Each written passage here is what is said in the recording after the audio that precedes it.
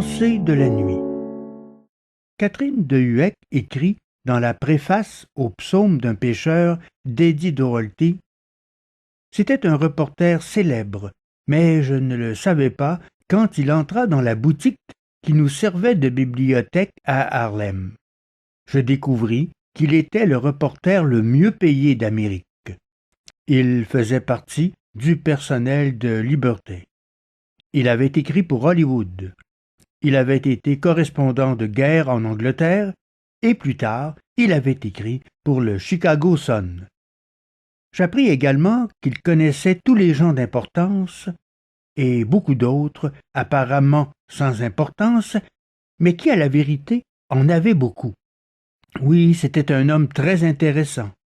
Le jour vint où il me demanda de l'épouser, et bien après avoir dit non pendant 2 ans, le jour vint où je dis oui. Voici une autre page des psaumes d'un pêcheur d'Eddie Doherty. J'essaie de l'écrire pour ne pas l'oublier. J'oublie si facilement les mots merveilleux que vous me versez dans les oreilles. Vous me donnez des poignées de perles et je les laisse tomber. Je ne suis pas fiable, mais je vous aime tout de même.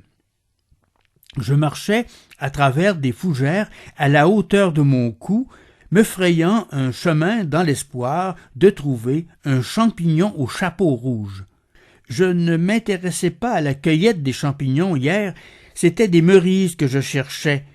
Les fougères sont trop hautes et trop fières, m'avez-vous dit. Aucun champignon ne pourrait recevoir la lumière et la chaleur de mon soleil, avec des fougères les dominant d'aussi haut.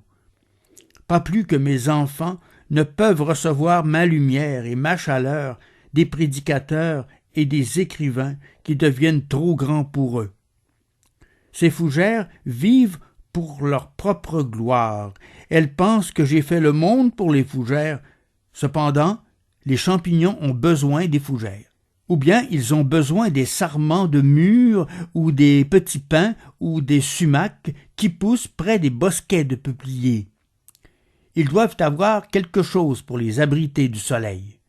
De même, nous avons besoin de prédicateurs et d'auteurs pour nous transmettre et adoucir vos messages.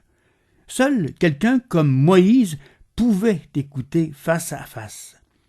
Seuls les saints, les grands docteurs de l'Église, les mystiques et les humbles peuvent vous amener au niveau de notre petitesse. Je suis allé là où les fougères n'allaient qu'à la hauteur des genoux et j'ai trouvé un champignon parfait. Merci Seigneur. Après, j'en ai trouvé un autre sous l'ourlet vert foncé d'un jeune sapin. Il n'y en avait pas d'autre qui valait la peine d'être ramassé, alors j'ai décidé de continuer. Je les voulais pour faire de la teinture. Je suis devenu fou de teinture naturelle. Je ramasse toutes sortes de choses et une de nos jeunes filles en fait de la teinture. Pourquoi avez-vous ordonné que votre fils naisse dans une étable malodorante, dans une grotte froide et rocheuse? Vous m'avez répondu par des questions. Aurais-je dû lui laisser commencer sa vie dans un palais, dans une auberge, ou dans un hôpital, où lui et sa mère auraient reçu tous les soins imaginables? Est-ce que je ne voulais pas qu'il soit pauvre, comme tous les autres pauvres? Ne savez-vous pas que j'aime les pauvres? Est-ce que je ne voulais pas qu'ils connaissent les malheurs et les joies des pauvres? Il est certain que la grotte de Bethléem n'était pas aussi belle, aussi confortable et douillette. Marie et Joseph n'étaient-ils pas là pour s'occuper de lui? Auriez-vous pu faire mieux? Est-ce que même moi, Dieu, j'aurais pu faire mieux? Pendant que je réfléchissais afin de vous répondre, vous avez dit « Qui plus est, mon fils peut compter sur l'amour de beaucoup de gens, des siècles et des siècles de gens. Il peut s'occuper d'eux, mais je suis le seul qui puisse m'occuper de ces petits, mes créatures. Je vous remercie, mon Dieu, de vous préoccuper de gens comme moi. » Vous avez entendu ce soir un autre texte d'Eddie Doherty tiré de son livre « Psaume d'un pêcheur ». Choix des textes, lecteur, montage et réalisation, Carole Gagnon. C'était une production de Hameau Découvert à Québec.